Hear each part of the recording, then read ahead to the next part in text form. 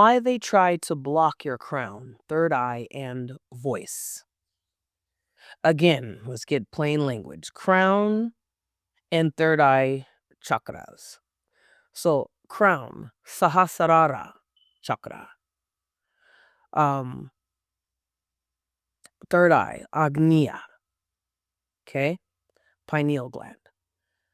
These represent clarity, insight, meaning, discernment, and direction. When you feel clear, you do not comply. When you feel clear, you leave. When you feel clear, you see patterns. When you feel clear, you document. When you feel clear, you do not fail or fall for guilt trips. So the attack is often aimed at confusion, doubt, insomnia, mental noise, spiritual numbness, false agency, and I cannot think. The throat and voice chakras is the Vishuddhi chakra. Okay? It represents self expression, truth telling, reporting, asking for help, naming abuse. If your voice is stable, you speak. If you speak, you create consequences. If you create consequences, predators lose access because your words do not return unto you void. I've said this since the beginning of me starting this channel. My words do not return unto me void. And because if you don't have the confidence in what you're speaking, then the universe is going to be confused because it's taking direction from you, Phoenix. And this is a little sidebar here. It's taking direction from you. So that's why I've told you guys in the silence, to yourself, to you, the universe, and the Most High, and your ancestors and your bloodlines with an S.